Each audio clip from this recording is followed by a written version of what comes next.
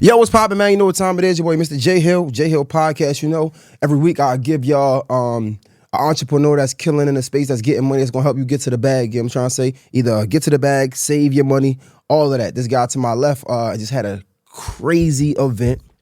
It was, he had all of the top dogs there. I gotta get all of them on the podcast so y'all can get all the game. But he also is a tax strategist. He helps people save money on their taxes.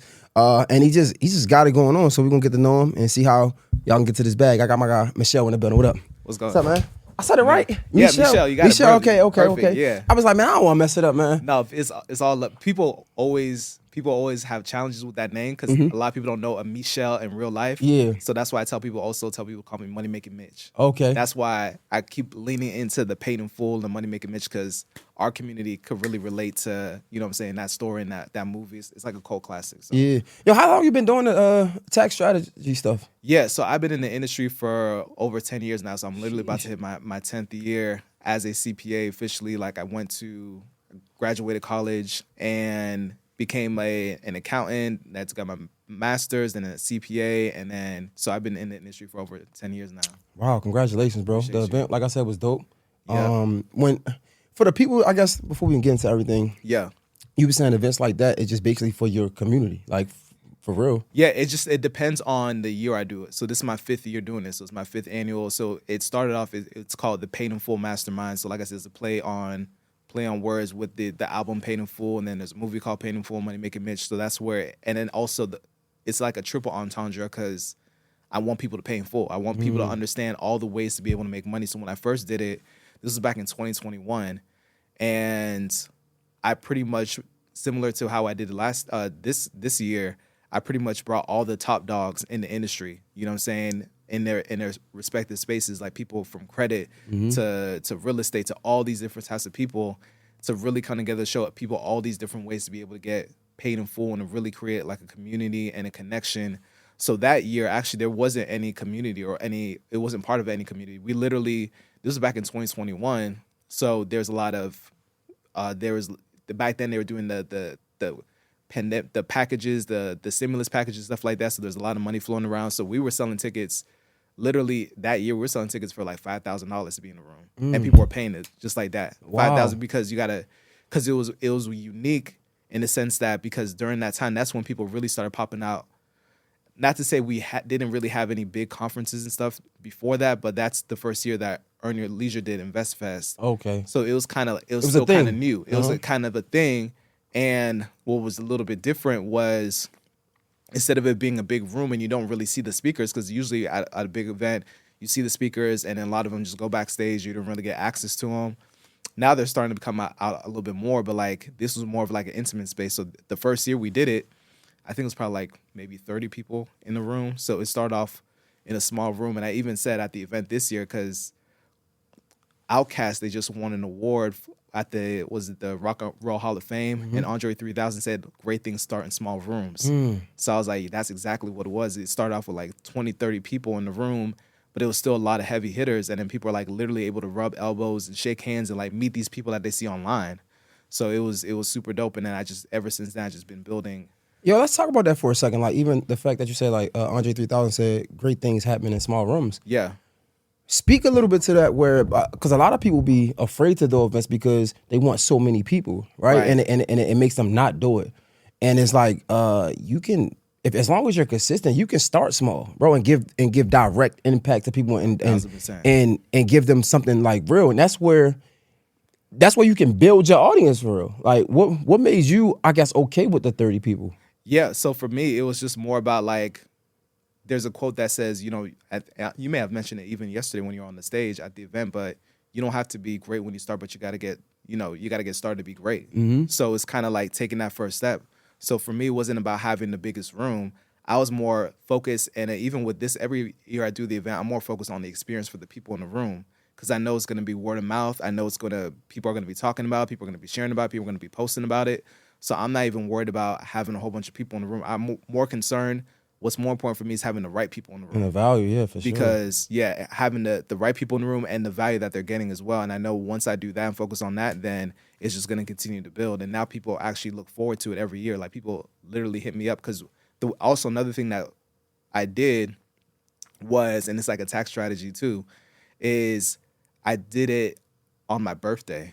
So it allowed me to be able to write off my birthday because now Wait, yesterday was your birthday? it wasn't. So this year Okay. was a little bit different. So usually I do it. So my birthday is in October. So I Okay. usually do it my birthday week. And usually if it falls on a weekday, obviously I'm going to do it on that weekend. So what I do is I host that event, but then it's my celebration because, you know, I'm in a position to where for the most part, if I want something, I could just get it. I don't really, what fulfills me the most is like being able to make an impact and seeing people excited and all those kind of things. So that fulfills me. So then when I hosted the event, every year was pretty much my birthday weekend. So then usually at the event, what we'll do is we'll host it and then we'll do like a birthday celebration, maybe cake, toast, whatever the case is. This year, I ended up moving it back because one, I ended up planning the event a little bit later. And then two, there's also another big event that I was actually speaking at. I'm not trying to compete with, you know, another event or whatever the case. So I ended up moving it, but it ended up working out because that weekend, it just happened to be like a really good weekend to host an event because a lot of people were in town for other events. So now it's just easy. Like people didn't have to already book. They're like, I'm already going to be in Atlanta. I'll pull up. So it worked out that way. Wow, sheesh. Yo, let's get into this money real quick. Sure. So you are a CPA, Yep. right? So that means you deal with a lot of people in their taxes and stuff, right? Yep. What's some of the mistakes that you see just starting off, like when you're doing somebody's taxes? Yeah. I think one of the big things that people mess up on is just really not really understanding taxes. And what do I mean by that? So, you know, I always tell people this all the time. People don't realize that taxes is probably one of your biggest expenses that you have. When I ask people like, what's the thing that you spend the most money on? People say my rent, my mortgage, my car note, my kids, college, student loans, all these different things. But I was like, no, it's really taxes. Because think about it. When you make money, you pay income tax. When you buy something, you pay sales tax. When you buy property, you pay property tax. When you sell the property for more than what you paid for, you pay capital gains tax. When you die, you pay death or estate tax. And you add up all those different taxes, it's like literally 51% of the money that you make. Damn. So that means like for every dollar that you make, that's 51 cents you're giving to the government. $10 is $5.10, $100, $51, $1,000, $510. We could bring it up all the way to $1 million. It's $510,000, $10 million. You're paying like $5.1 million in taxes, right, to the government. So literally like the first half of the year, you're almost like, if you don't have the right understanding and the right knowledge and information about taxes, literally for the first half of the year, you're working for the government, you're working for the IRS. So, which is crazy. But what's even more crazy than that, I was like, yes, that's a big number and that's a huge number. But what's even bigger than that is what I call ignorance tax. And ignorance tax is the tax that you pay by not understanding the tax code, not understanding, and it also relates outside of tax, just not getting the right information and being in the right room because it's going to cost you more to not get the information. And one big thing I notice is people don't understand the tax code there's a couple of things that people don't understand about the tax code. Number one, there's over 75,000 pages in the tax code. And only less than 5% of the tax code actually tells you what to pay in tax. 95% of the tax code tells you how to be able to legally and ethically avoid taxes. Really? Yeah. Right. There's literally one part that said, this is what's considered taxable income. You got to pay tax on this thing, that thing. But all these other things that you can do if you don't want to pay this. Damn. And it's actually, they realize that when you start taxing people on different things, people start moving differently. So they're like, okay, well, hey, if there's something that, like, if the government wants the people to do something, they know that they could either add tax to it or remove taxes from it. So the tax code favors business owners and entrepreneurs and investors because they want more people to be entrepreneurs and investors because it's a risk, right? You know, you're putting yourself out there, you're not getting a steady paycheck, so they want to encourage people to be able to take that risk, so they give them more tax breaks and tax advantages. So just that understanding you should be a business owner, entrepreneur, and investor, and it doesn't have to be crazy. When people think about business, a lot of people think about the corporations and getting the LLC and all that kind of stuff, and it's good. You want to get to that point eventually, but literally, according to the IRS, in order for you to be considered business, you have to be in the pursuit of profit, meaning that you are trying to make money. Right. Even if you don't make money, you're considered a business because you're in the pursuit. You're trying. Right. So what a big mistake is, people have a business and they're like, okay, my business didn't make any money, I'm not going to report it. Well, it's like, what? One, you should be reporting all your income and expenses, but more importantly, even if your business if your business is losing money, that loss could be applied to your other income, and then you're able to get that money back. Explain that. So basically, let's say you have a business, and let's say you have your business showing let's say you make $1,000 in your business, right? But then maybe you spend $2,000 in your business. You're putting things on credit cards and stuff like that. So now your business has $1,000 loss. So that's a negative number. Let's say you're working a 9 to 5, and let's say maybe you're making $50,000 in that 9 to 5, and then maybe the taxes that you owe with that 9 to 5, maybe you owe like $1,000 on that on for the year, or you have basically taxable income of $1,000. Well, now you have this 1,000 negative over here. You add it to this 1,000 positive, and it could basically zero out. Or if it's bigger, then you get a tax refund. So is it the same thing where, like, let's say I owe taxes 1 year for my business, and then the next year, let's say I owe $10,000 in taxes for the year, right? Yep. But the next year I spent $10,000, or I guess I'm in a loss of $10,000. Yeah. Is it the same thing? Or no? Yeah. It's when you say the same thing, it basically is Like balance out, like it doesn't necessarily balance out in the year, but it balances out. It can balance out, but I don't like to think about it like that because you're talking about 2 different years. Right. But if it's the same year, then it balances. Like if you have a negative on the business and a positive on like W-2 or some other income, then that's when it balances each other out. But I like to think about it year by year instead of like saying, okay, I got a loss this year and I got a profit this year, because the taxes can change depending on like what your tax bracket is that year, or depending on what rules they have that year.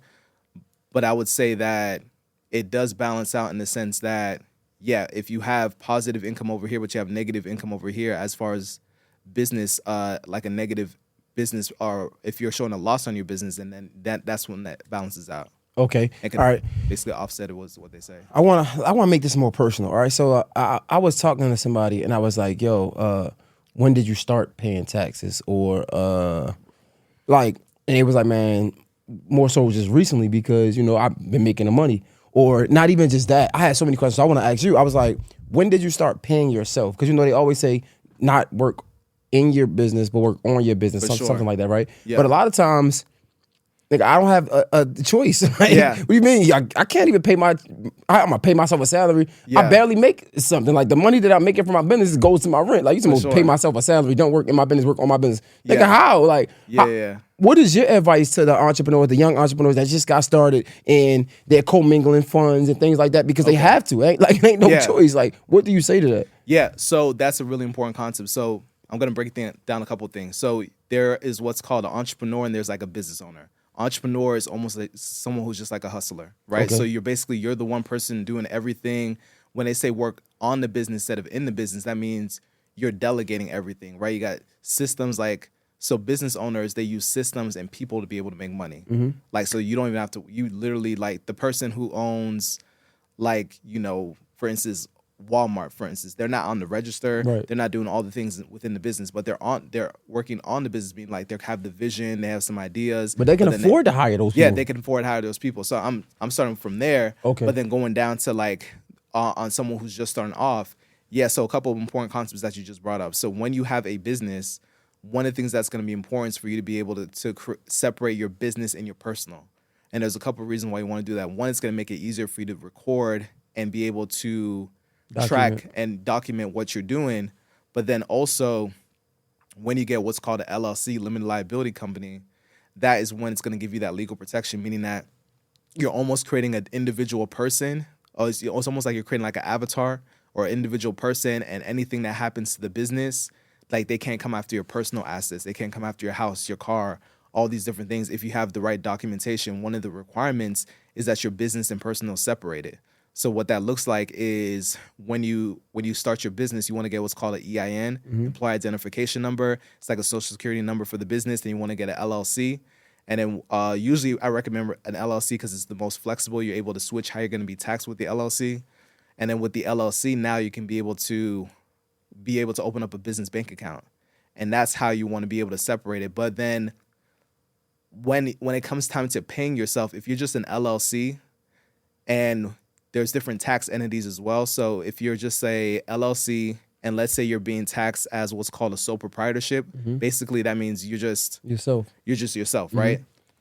That in that case, you're not necessarily paying yourself a salary. You're not putting yourself on payroll in that case. You're doing what's called owner's withdrawals or owner's drawings, and you're also doing owner's contributions. So you're not being taxed on that money that's coming in and out, because it's basically like you're almost like you're pulling it from the business to the personal.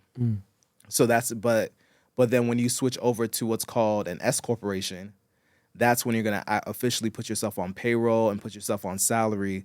Based on, there's different calculations you could do it, but that's when you want to start doing it. So if you're just starting off, you can give yourself, it's almost like giving yourself, it's not necessarily a salary, but almost if you want to be like consistent and strategic, which I know is like, it's going to be difficult, especially if you're just starting off, but like you can kind of pay yourself maybe $1,000 a week or whatever makes sense for your situation or whatever the case is. But I would say early on in your business, you want to continue reinvesting into your business. You know what I'm saying? So to get it to where you're going to want to switch over to an S corporation, because when you switch over to an S corporation, then you're going to be able to avoid something called what's called self-employment tax.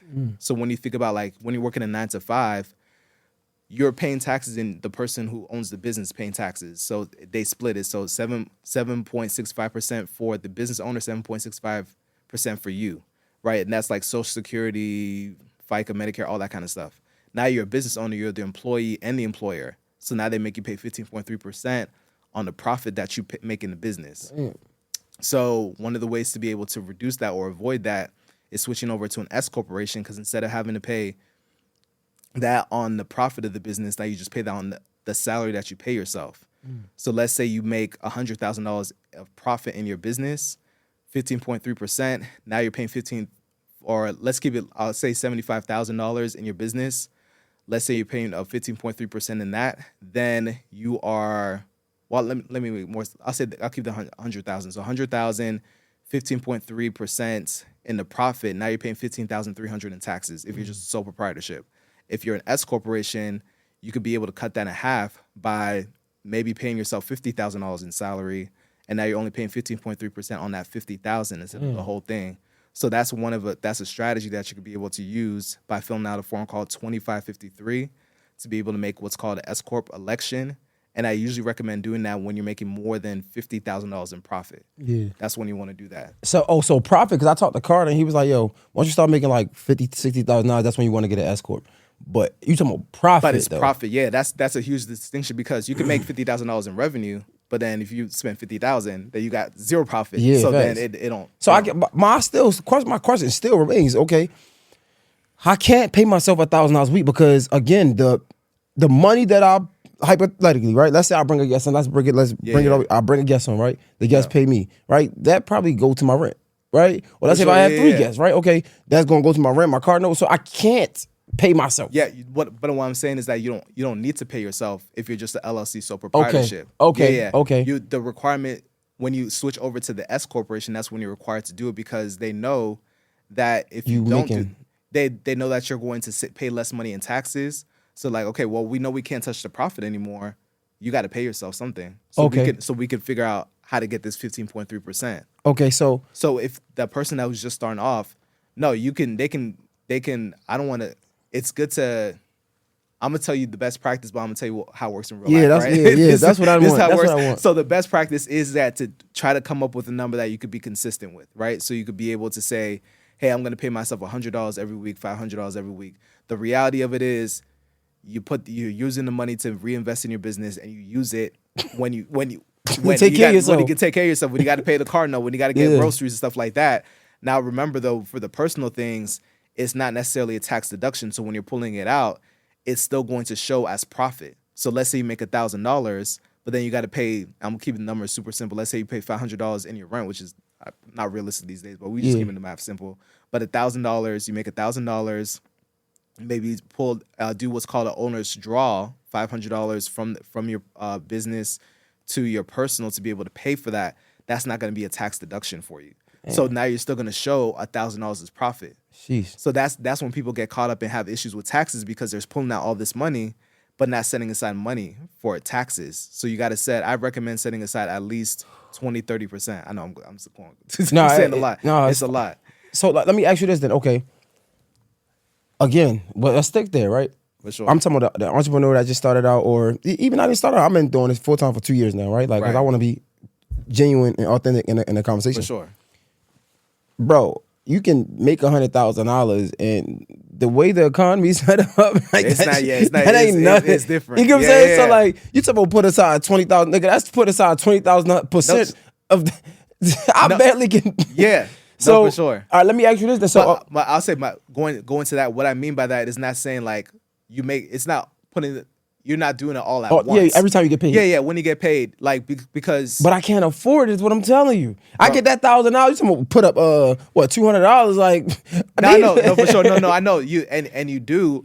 But what's gonna happen is that what can happen is if you don't have the right tax plan, if you don't have the right tax deductions, if you're not taking advantage of that stuff, then at the end of the year, You owe. they're gonna say, "Hey, you owe," and then you're like, "Well, damn, I spent it on this and spent it on that," and I said, "I don't got it." Right. And then that's when people start falling behind on taxes. So one thing is like what you want to do is turn your lifestyle. I call it turn your lifestyle into a tax write-off. So figuring out ways and looking at the tax code to understand like when you're spending the money, how can I turn it into a tax write-off? Instead of saying, what can I write off? You want to think about how can I write this off? So there's actually, I call them tax-free requirements. So it's an acronym, so FREE. So these are the 4 requirements in order for you to write things off for your business. The first one is it needs to be considered for your business, for your trade, business, or profession, meaning that if you're in business, congratulations, you're able to write it off. Being in the pursuit of profit, you're in business. The next thing is regular, so it needs to be considered regular for your business. Ordinary is what they call it. So one of my good friends, you probably know her, she owns an ice cream shop. So she could write off things like ice cream cones, spoons, napkins, all these different things. That's ordinary for her business. That's not ordinary for my business. It's not ordinary for your business, right? So it needs to you got to make it make sense for your business. The third part of that is essential. So what's essential for your business? The IRS calls that necessary. So necessary is going to be things like hiring legal professional services, maybe paying employees. All these different things are essential in order for you to operate your business. And last but not least, economical. That just means not lavish or extravagant. So meaning that depending on how much money you make, it may be considered lavish. If you're only making $5,000 a year and you're booking first class all the time and you're spending $5,000 on travel, that's going to be seen as lavish or extravagant possibly because you're not making that much money. Now, if you're making $1 million, then that $5,000 is nothing. So going back to that, so things that people are already spending money on. So number one, most people are living somewhere, right? So you either own a home or you're renting.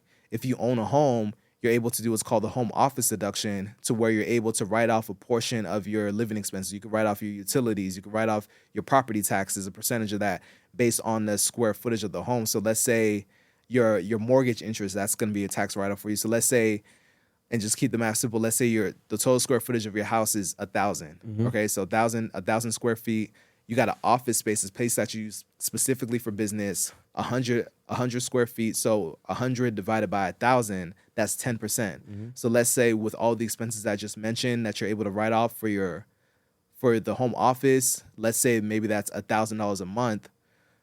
So 10% times 1,000, that's $100, right? That you're able to write off. But these are things that you're already spending money on. Yeah. So now at least instead of it showing like profit, you're actually showing that you're making less money. So that's one thing. Also vehicles, right? Many people use a vehicle. So being able to understand how to be able to write off your vehicle. So you got the standard method, you got the actual method. The actual method is when you're actually able to write off like things like gas and oil changes and maintenance and all these different things, car washes. That's a tax write-off for you. The standard method, the more simple one, is for every time you drive for business purposes, you're going to a conference, you're going to a seminar, you're going to a business meeting, you're shooting a podcast. That's going to be a business mile, and you're able to get 70 cents per every business mile that you drive. So let's say you do 10,000 miles in business travel when you're driving, 10,000 times, because it's 70 cents, that's a $7,000 tax deduction for you. So these are things that you're already spending money on. Then travel, I love travel, right? Travel is super dope because with travel, you can if you incorporate business and you travel for business purposes, then that's going to be a tax write-off for you, right? So one thing is like usually people work Monday through Friday for business, but let's say you happen to do something. Let's say you happen to do something personal. Let's say you go to Vegas, and you maybe you want to go to Vegas. Maybe you're there for personal reasons or whatever the case is. One thing that you can do or happen to be there for personal. Like, I got to be careful how I word this, but happen to be there for personal reasons. But for you to turn that to a business trip, if you do something business related on Friday and do something business related on Monday, now that can be considered a business trip, right? So either where all of it's a tax write-off for you or even more. So that means like the hotels, the flights, the Ubers, the list, the Airbnbs, all that could be the meals that you eat there. Now it's considered a tax write-off for you. And if you're traveling internationally, what's super dope is that if you travel for less than 7 days, you only have to do 1 day of business. 1 day of business. Damn. And that whole trip is, but people, that's the thing, most people don't know that. So they'll travel and they're thinking that either they can't qualify for it because they didn't do 5 days of business. I was like, bro, you only need to do 1. So how do I do, like, what is, like, and how do I document that, right? So Yeah. first of all, you're telling me that anytime I travel, I need to be traveling on a Friday, and instead of coming back on Sunday, come back Monday evening or something like that, right? Yeah. And so, but after that, how do I document that I had a meeting on Friday and Monday? For sure. Yeah. So there's different ways you can do it. So the most simplest way to do it, it's going to be very manual, but you could do it in a spreadsheet. That's one way to do it. A better way to do it is to get like an accounting software, like a QuickBooks, or there's another one called Wave, which is really popular for people who are just starting off because it's more affordable. And basically, you want to document that inside the accounting software because it's all automated. And what the good thing with those is that you can actually connect it to your business bank accounts. So every time you're spending the money, now it's showing like, hey, you just spent $1,000 on Delta. What was this for? And then you document, okay, I was going to a conference. I was going to this mastermind, and and having that documentation there. So that's how you would document it. Or another way to do it, some people, what they do is you can keep your receipts. Well, the requirement is usually you want to keep your receipts if it's more than $75. Some people actually take a picture of the receipt to help their memory, and then they email themselves the receipt. Sometimes people create an email that says like receipts at your company's name, or tax at your company's name or whatever, or you can create a folder. So there's different ways to do it, but probably the easy, more streamlined way to do it is using like something like a QuickBooks. It's gonna cost you, but they have packages that are like, some of them are like $20 if you're just starting off. Okay. So it's not crazy. So, all right, what if I go to the club though? All right, I'm have my meeting on Friday. I'm planning to have my meeting on Monday. Let's say I go to the club and I pop some bottles. I can write that off too? I'm not gonna say that. So I would say it. Who said we can write the whole thing off? Like, well, you're not. So yeah, yes and no. So the idea is on the weekend. Basically, what you're saying is that, okay, well, I would have left this weekend, but I got something to do on Monday. Right. So I gotta stay at this hotel. Right. I gotta eat. Right. I gotta. But I don't have to drink liquor though. You don't have to drink liquor. That's the thing. So how is it? Is it a way? Is there a way? So I would say if you could show it as a business meal.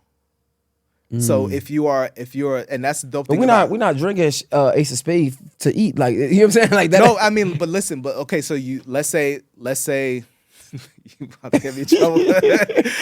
I'm gonna give you a scenario. I'm gonna break down the tax rule and then help you think about how this can be possible for you. So one thing, and this is what I love to do, and this is why so dope. This is why I'm intentional about being friends with entrepreneurs and having, one, not only can we make money together, but then we could write off things together, right? So let's say you happen to be we're in Vegas. You're in Vegas, right? And maybe you have depending on the venue, if I would want it to be a meal that you're having, something that you are like, there's some chicken wings, possibly something that is going to be a meal for you. And if the drink of choice is an Ace of Spades or some kind of liquor or adult beverage, then yes, then that's possible. But if it's just like you're just in the club and you're popping bottles, probably the best way I could think, or the better way to do it is probably, some people try to do it, and I'm not saying this is the right way, but some people do consider that a marketing expense, because sometimes they come out with the signs with your name, at Mr. J Hill, blah blah blah, right? And then you're taking and recording it, and now that's considered a marketing expense. So that could be a way but I'm not saying that's the way to do it, but I'm saying some people do that, and it's called it a marketing expense, because then you post on social media and you're like, I'm doing this so people could be able to know about me. Wow. Okay, so that's how you do it. Okay, I like that. That. All right, yo. So another question. I'll even say this also too. So I hosted the mastermind event. I don't know if you got to see this part. I did a rooftop. It was a rooftop after party. I don't know if you guys see that part. I was there. But Yeah. Okay, you at the rooftop part. Okay, bet. So then we had a band, we had champagne, but it was part of the mastermind. So then now, Yo, so before we get into the next part of the conversation, I just want to let y'all know how clutch Cash App has been for me. It lets me transfer money instantly. I get to keep the money my friends send me, so it helps me save money, and I can personalize my card so it actually feels like it's mine. So when they dropped this new feature, it only made sense. Cash App just released a new status program for the way people actually spend called Cash App Green.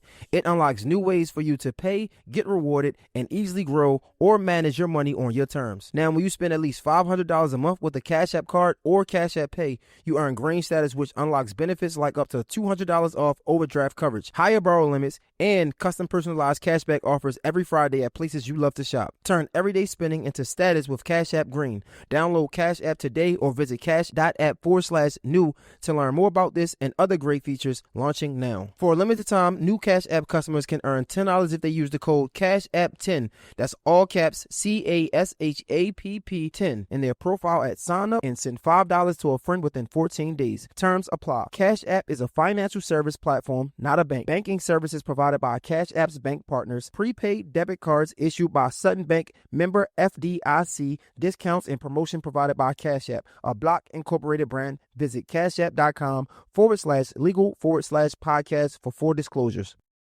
you know what I'm saying? It's not like we're in. It's not like we're in the club, but it's kind of like that club experience, but it's still part of the mastermind experience and the mastermind event. Yo, explain to me, like, when people say write it off, Yeah. what does that mean? Because, like, that don't mean that, okay, I spent, because people like, man, it's cool, I'll just write it off, right? Like, so I spent $1,000 on this. I don't even want to do that. That's stupid.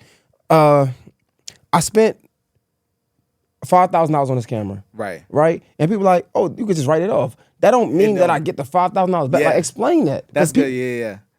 So that's an important concept because write off, it doesn't work like that. A lot of people think so. There's a tax credit and there's a tax deduction. Tax credits actually are like dollar for dollar. So meaning that, like, there's something called like a child tax credit. So when you have kids, they give you a certain amount of money, and that, like, literally, so let's say they give you $1,000 in child tax credit. So that means $1,000 that you're gonna, let's say you owe $1,000 in taxes. That's when it could literally zero it out because you got 1,000 and 1,000. A deduction doesn't work like that. Deduction is based on, not to use big or more technical words, but it's like a marginal benefit, meaning that you spend $1,000. Let's say it's based on your tax rate. So let's say your overall tax rate is 30%. You spend $10,000. You're really saving $3,000. So you're not getting the whole thing. It's just based on your tax rate. So you're almost spending $1 to save 30 cents is what it is. So it's not. It's like a discount almost. Yeah, it's like a discount a little bit. So that's the way you can think of it. So it's not the whole thing, but the reason why, what I like to tell my clients, what I like to tell people is, like, if you're going to spend it anyways, then spend it. But I don't want you to go ahead and buy a G-Wagon or a car if you're not in the market for a vehicle just to get a tax write-off. You know what I'm saying? But if you're already in the market for it, then you're like, okay, well, I'm also going to get, I want you to think about it as an additional benefit. You feel me? So it's like you're basically getting the IRS to pay part of it for you, but they're not paying the whole thing for you. So you get the $5,000 camera. Let's say that tax rate is still 30%. That's $1,500 that you're saving in taxes, but you're not getting the whole $5,000. But at least you're getting a benefit from it. That makes sense. Me? So it's like, it's not. So I wouldn't want people to pop out and say, like, I'm going to just spend it because I'm going to be able to get my tax bill to zero. It's something like, I want you to be intentional. If you're already going to do it, then how can we make this a tax write-off? Explain this again. Another one. Okay, so a lot of times, and I need to be if you podcast, just pay attention. I need to be trying to rake up on, like, advertising right now for next year, right? Because at the end of the year, I've learned that, like, more business owners are they're inclined to spend money at the end of the year, especially for the next year, because it saves them money, or, like, it gives them. Explain that. Yeah. So what you can do is, like, I can charge. My bad. Like, let's say if hypothetically, like, yo, Michel, you want to do advertising with me, right? Yep. We can. I can lock you in for the entire 2026, but you'll pay for it in December of 2025. Exactly. Explain the benefit of that. Yeah. So most people are going to be using what's called the cash method. All right. So it's basically the cash that you spend during the year. So if I say, yo, Jay, I'm trying to lock in with you for the year, and I know to be able for us to really build together and do a collaboration on this podcast is going to be X amount of dollars. So I'm going to pay you today. And then you're basically able to write it off in the year and then be able to receive that benefit in the future if you're using the cash method, because the cash method is based on the cash that you're spending. Now, a more technical, which most entrepreneurs and business owners have to deal with this is what's called the accrual method. That's when you're going to have to write it off in the year or the time period that you use it. But like 99% of entrepreneurs and business owners, like small business owners, are doing the cash method. So yeah, people like to prepay for expenses because they're able to get the tax write-off this year, then get the benefit from it from the following year. Okay, so like if somebody was to lock in, let's say somebody paid me $50,000 for advertising for 2026. Yep. They can write that $50,000 off right now in 2025. Yeah, though. if they swipe the card for it, yeah. And then and if you use a credit card and if you're making payments on it in 2026, if you're making payments on 2027, you still get the tax write-off for it. That's another benefit of like being able to like leverage and use credit too. Oh, so do I lose in that though? The guy that's that's providing the service? Because now, yeah, you paid me today, right? In December 2026. So you get a credit for 2025. Yeah. But don't I still have to pay taxes on 2026 when I'm doing the job in 2020? I mean, don't I got to pay the taxes in 2025 even though I'm doing the job? It's income for you for 2025, yeah. Sheesh. So, but it's not. It's part of it's business. You made money, so now you're able to take. Now you could take that. You could turn around, take that same 50,000 and put it back into more advertising. You know what I'm saying, for your podcast? Because I know what some podcasts do is a lot of times, like if the podcast is charging, they'll take some of that money and use it to blow up the episode. You know what I'm saying? So they'll go to different blogs, and someone in the podcast space told me this what happens, but they take some of that money, so you could take some of that money and really help build or invest more into the podcast, maybe getting a better cameras or whatever the case is. So yeah, so you can turn it around. So I don't want you to look at it like it's a win. It's not a win-lose. Y'all both $50,000. That's a win. That's a W. Even if you have to get taxed on it, but now it just gives you an opportunity to figure out, do I want to use it to be able to reinvest into the brand and the business? So I think it's a win-win for both sides. Okay, all right. So I was asking. I mean, this is public information. I was talking to my big dog, my homie David Shans, right? Yeah, for sure. And I'm like, I asked him like, when you start paying taxes, because I'm being transparent. Like, I ain't got no money to pay taxes right now, right? And he's like, bro, like he was just being transparent. Like, yeah, I owe like $1 million in taxes, right? And I made my he's paying it off right now, for sure. But he was like, that's where he at, and I'm looking at it like, okay, so it made me feel a little easier because I'm like, this nigga is rich, right? Yeah, for sure. And I'm like, okay, so I'm not like, because I was feeling bad at one point, like, man, I'm not paying taxes, like I don't have it. Yeah. And when I heard him like say like he just started to do it as deep in the game he in, I'm like, okay, so I do have time. Explain. I know what you gotta say. Explain. The right way, but also break it down as far as the grace that you get, or when it comes to entrepreneurs that's struggling with that. Yeah. So basically, the IRS is a little bit. It's a business partner that you didn't agree to necessarily work. It's just the business partner that you got to deal with. So basically, what it is that if you're able to communicate and let them know, like the worst thing that you could do is what's called tax evasion, where you're just lying. You're saying, bro, I didn't make any money, or you're saying like I spent all this money, but you didn't really spend that money. So you do want to be upfront and honest about it. In the case of Shans or anyone else that owes a lot of money in taxes, owing money on taxes is, I'm not going to say it's part of the game, because there's ways you could be able to avoid paying taxes or reduce how much you end up owing in taxes. But if you end up owing in taxes, it doesn't mean that you did anything. It doesn't mean that you did something bad, unless there could have been, there's what's bad about it is either there could have been an opportunity that you could have taken advantage of if you would have known and worked with the right tax strategist to help you be able to save that money on taxes, or also like if you end up falling too far behind, because now you're gonna have to pay interest and penalties for it too. So it's actually gonna be even more money. So in the case of like anyone that owes money on taxes, understand like instead of, that's why I talk about the importance of like setting aside that money, so you're able to get caught up on it, so it doesn't end up being this big overwhelming thing. Because they'll let you pay it off over time. But like I said, you're going to get fines and penalties. You're going to end up paying more. So, but again, we don't have it to set aside, right? So I'm just talking to the Yeah, for people sure. that, Yeah. so just so they can understand. I know this is just subjective, but For sure. a lot of times, even with like credit and stuff like that, people put aside the thing that's important for the risk that they're gonna hit the lottery. For right? sure. Yeah. How often do you see that? Of course, it's not smart, but I'm just trying to have a conversation of people. The reality is people are not doing that. But I'm saying like to be able to avoid having to owe a whole bunch of money on taxes, either you understanding like in the case of, and I know this is something that he did, I think he talked about this publicly, is that he invested in real estate. Mm-hmm. So real estate is one of the best, a really great strategy to be able to save money on taxes, because you could be able to write off a property, and it is like, let's say you get $1 million property, right? And you put like, let's say 10%, or I'm just keeping the math simple, but let's say you put down 10% on a property, $100,000, but you're still able to write off.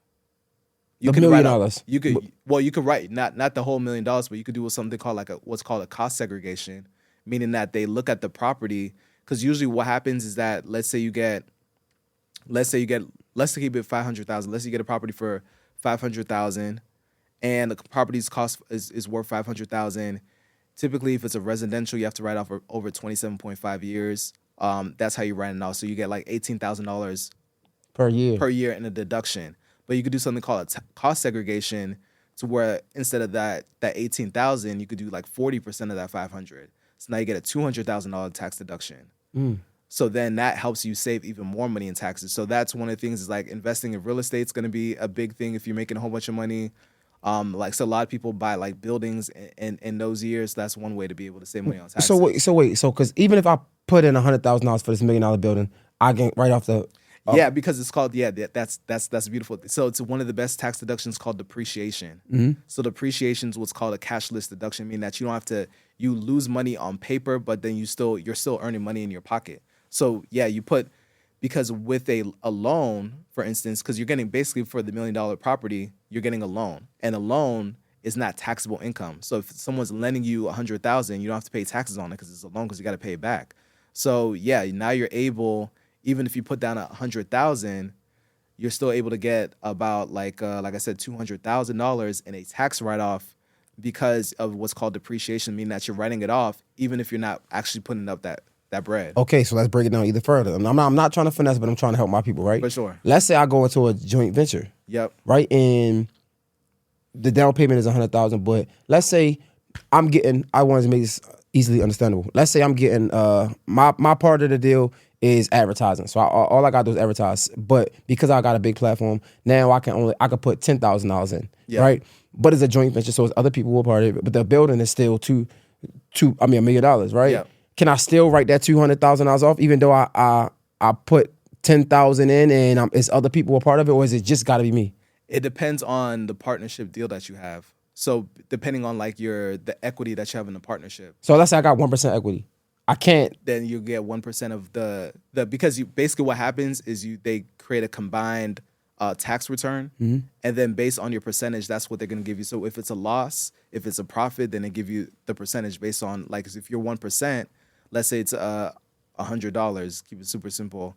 And then let's say you have a $100 loss, and your equity partnership is 1%, then you're only going to get like a $1 loss, or whatever the case is based on the partnership. That's the way it's done. Now I know, are there other ways and things that people possibly do? Yeah, but being more creative, but like that's kind of like the run of the mill traditional, like best, like that's how it works. Yo, I'm an entrepreneur that's like struggling to pay taxes. How much leniency do I have? Like how much grace am I afforded? I want the like you know, the genuine, not genuine, but the real, yeah. So, because I know I'm supposed to, right? But yeah. let's say for the people that just they got into a bind, right? But they just started off, not the guys that's been doing it for the years. For sure. But they got in a bind. Like, how much grace, or when they say like you have to worry about it compared to like you be all right for now. Yeah. So for the most part,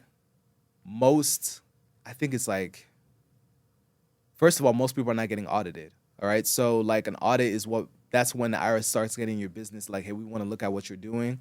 When do they start that? At what number? So it's not necessarily a number. So there's two ways it happens. So one is random. So it's just based on a computer, it just randomly picks people, or you're doing something that looks fishy. So one, like if you're showing, like, let's say you are showing your deductions and everything ends with a zero. Okay, so you said I spent $50, $100, $200. I spent for the whole year. I spent $5,000 on gas. It's like exactly $5,000, bro. You don't mean to me like that 533 like 58 cents. Like, so doing stuff like that's gonna throw it off. If it's off from your industry, so let's say you're doing. I'm trying to think about an industry that probably wouldn't do. So let's say you are maybe in an industry to where most of what you're doing is, let me think. So an industry where you're maybe, let's say maybe you're a dentist, for instance, right? You got an office, like showing that you're doing a lot of traveling as a dentist, unless you're a traveling dentist. That's gonna, so doing things that are like really off from what is normal for your business, or maybe you're a trucker. So why are you taking first class trips to distant, like you're driving trucks, or you're so it needs to make sense of what you're doing. But then as far as you being worried about it, I would say as long as you are not trying to intentionally avoid it, meaning that if you're not lying about how much money you made, if you're not lying about how much money you spent, then they do give you grace. Like basically what happens is they're not going to kick down your door. They're not going to throw you in handcuffs. That usually happens when they know you are intentionally trying to be like really, really trying to finesse intentionally. Okay. So, but if it's like, okay, I just didn't know, and someone didn't tell me, or I didn't watch this podcast, I didn't get the information, and then they're probably gonna hit you and say, hey, by the way, you owe this money, and we got a couple options for you. You either pay us all the money right now, but because you're late, you're gonna get some fines and penalties, or we got payment plans for you, and you could pay this off over time. And they'll let you do that too. So you do have payment. They do give you grace. So they don't come after you.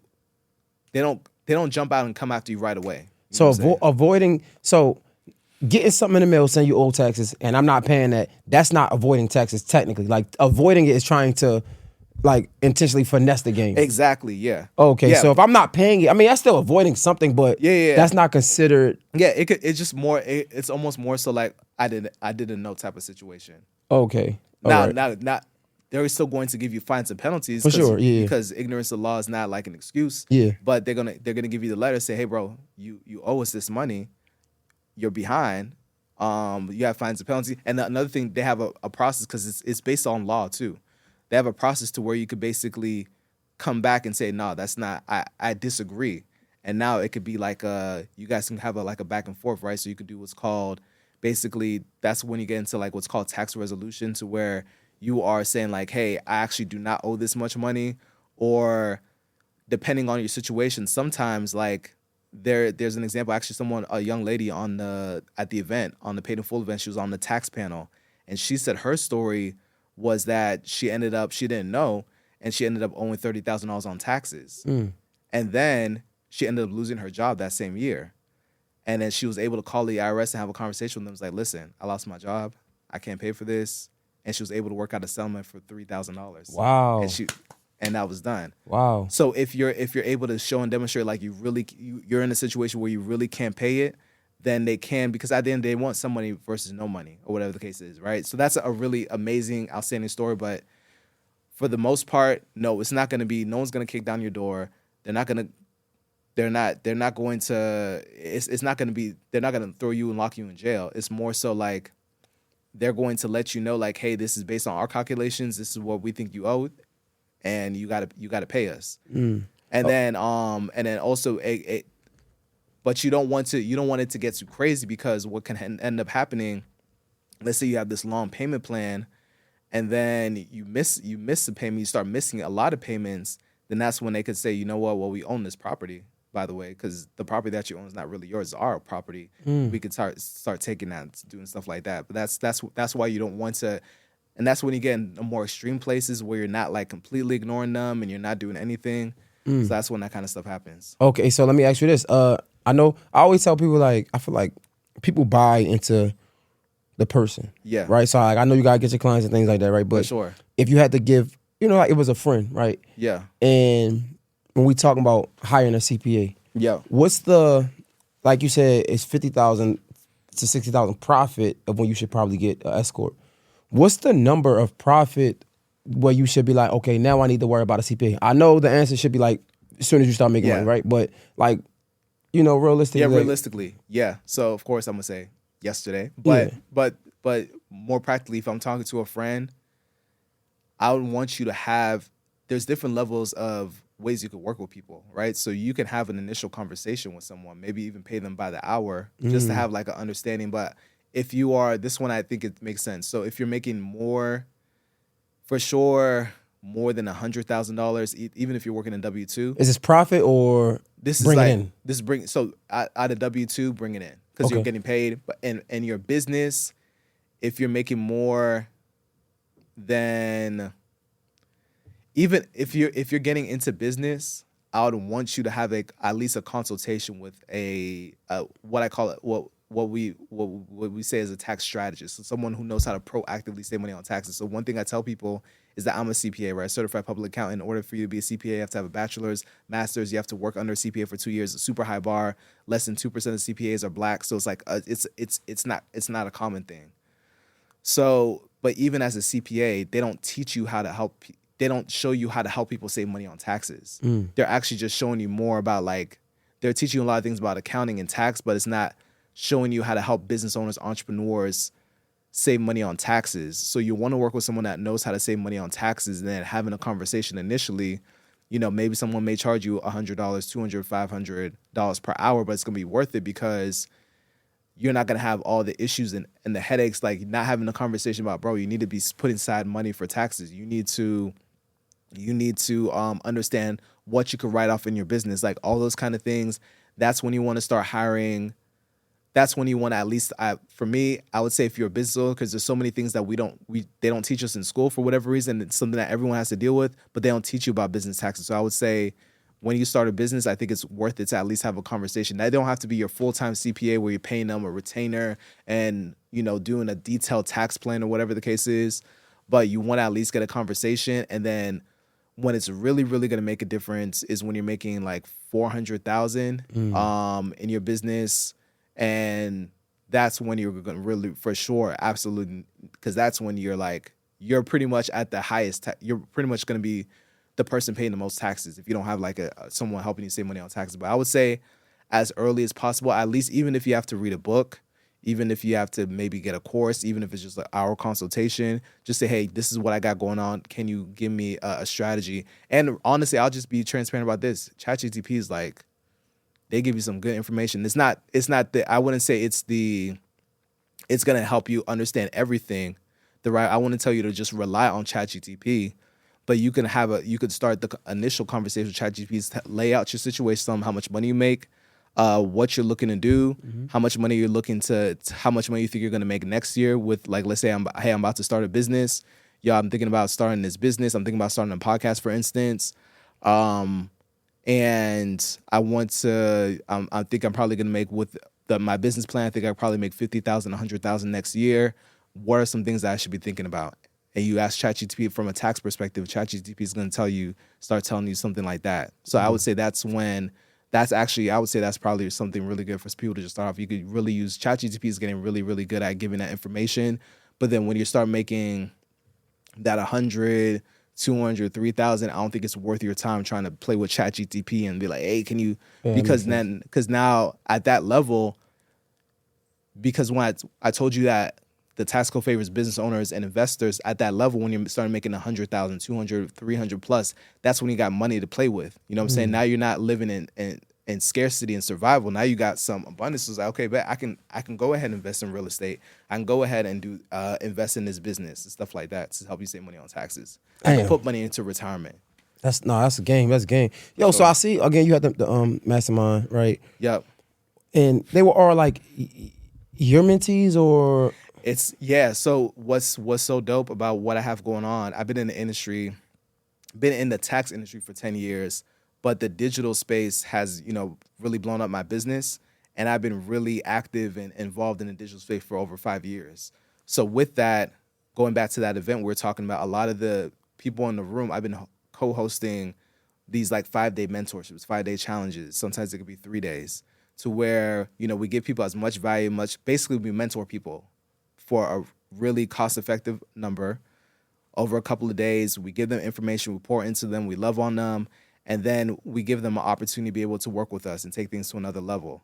So part of that is, and I've been able to, the dope thing is, and it's public information, but I've been able to collaborate with a lot of celebrities as well too. So people have, because the thing about it is what I'm finding, and this is something that I learned early on in my career, because as my Instagram started blowing up, and because of the way I talk about the tax code too, so I feel like, especially, and I'm just be real, the way I see it, the way I feel, I was one of the first young Black entrepreneurs to make it to break down tax in a way that's relatable, and it was cool. And then other people started popping up and started like getting inspiration from that. But because I was one of the first people doing it, a lot of celebrities will hit me up and send me DMs and stuff like that. It's like, yo, I got this big following, but I'm not making money. Or I start to really see how much money I make. I'm like, you got 5 million followers and you're making this much? So what I'm finding is that they're not aware of this digital space. So I've been collaborating with a lot of celebrities and influencers, people who don't understand this digital space and sales psychology and how to create an offer and creating value for people. So I've been collaborating with them to be able to make an offer. And then part of that offer, what I like to do is that generally I like to include access to this in-person event that I host every year, to where I literally bring together, like, you know, a lot of people, the dope thing about a lot of people that I have at my event, I've been knowing for years. Like, we're like real life friends or whatever the case is. So I tell them to pull up. And then also dope people that are doing amazing things like yourself, I tell them to pull up and just give game and just pour into the people and give them value. So that's how I've been doing it.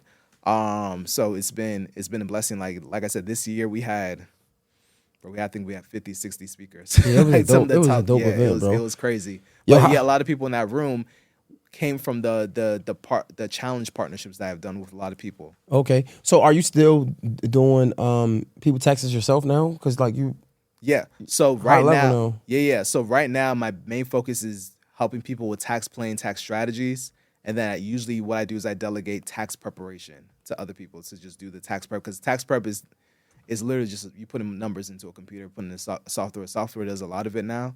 So my focus is more on tax planning, but then what I do even more than tax planning is tax education. So that's really what I do is I like to speak, I like to teach, and have digital products to where I'm able to get more, not only time freedom, but also be able to impact more people with the information. Nah, so if somebody like, I guess like was watching this and they wanted to hire you to be their tax planner, For sure. how would they do so? Yep. So you could hit me up on Instagram, pretty much all social media platforms at Michel, Michel Valbrun. You can hit me up on there. And then in the link in my bio, you'll be able to, depending on when you're watching this, you'll have an opportunity. I usually have a ebook that I have on sale that you can get for something really cost effective. Or if there's availability, you could book call with either someone on my team, and they'll be able to, you know, get you where you need to go. And then one thing I'll do that's special, I'll actually give away my ebook for free. So usually people have to pay for it, but I can just out of love and for the community, I'll just give them this ebook. This ebook literally breaks down. If you're just starting off, you're new to business, stuff like that, you're literally gonna know 80% of the things that you need to know. Yeah. Like basically, what it was a combination. It started off with a few pages, but based on all the questions people asked me, I just kept putting the answers in there, so I don't have to keep repeating myself. So it's literally all in one book, and I can just give that to them for free. Wow, how can they do that? Like, if they gonna just reach, I'll tell them the link. We'll drop the link, and then they can be able to tap in that way. I appreciate it, bro. Anything else that we probably didn't? Man, I feel like you have a lot of game. I appreciate you. Anything that we probably missed or? Yeah, I would say I like to. This surprises people, but I used to growing up. I used to want to be a rapper, believe it or not. So, and I was just, because that's what we saw, either, you know, rapping or entertainment, or, you know, the street life or whatever the case is. But I gravitated towards hip hop. So I actually did a song called The 10 Tax Commandments. But I want to give that to the people real quick. So if there's a camera I can look up, I want to go ahead. Yeah. This one right here. Yo, so it's called The 10 Tax Commandments, based on Biggie's 10 Crack Commandments. And if you know the beat, if you know the flow, this is where it goes. All right, so check this out. I've been in the game for years. It made me an animal. There's rules to this code. I wrote me a manual, a step-by-step blueprint for you to get your game off track, the feds off your back. Rule nombre uno. Let the IRS know how much dough you hold, because you know evasion breeds penalties, especially if that prep messed up. Watch your tax go up. Number 2, document expenses you could prove. Don't you know them boys treat lying like violence? Take it from your highness. I done see mad cats and chicks cut for their schemes and tricks. Number 3, go form an LLC. A lawyer set that up. Properly draft up. Do that in the state up. Yup, for them big busts. They'll get that paperwork cleaned up. Word up. Number 4, I know you heard this before. Always rely on your CPA guy. Number 5, never tax prep where you rest at. I don't care if they do it free, tell them leave. Number 6, that tax advance credit. Dead it. You think they're doing you a favor? No, forget it. 7, this rule is so underrated. Keep your personal and business completely separated. Business and blood don't mix like politics with no tricks. Find your business serious risk. Number 8, know the date your taxes due. If you miss a deadline, they'll be coming for you. Number 9 should have been number 1 to me. If you start a business, stay away from hobbies. If they thinking it's a hobby, they ain't trying to listen. You be stressing in the kitchen when them letters start hitting. Number 10, a strong word, corporation, strictly for bizmen, not for freshmen. If you ain't got investors, then say hell no, because they gonna want your money rain, sleet, hell, snow. Yo, follow these rules. You have my bread to break up. If not, 24 years on the wake up. Flow hit your tempo. Watch your friends shake up. Caretaker did your makeup. When you pass my bad, I hope you rake up a lot of cash with beachfront in Jamaica. With the Michelin star, shut the hookers take up. Gotta go.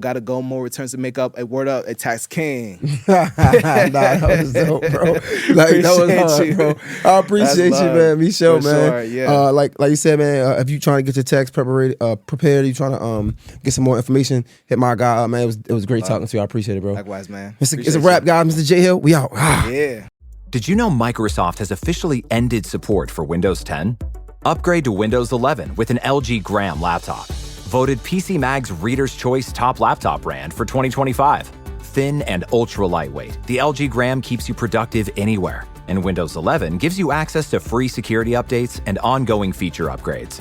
Visit lgusa.com/iHeart for great seasonal savings on LG Gram laptops with Windows 11. PC Mag Reader's Choice used with permission. All rights reserved.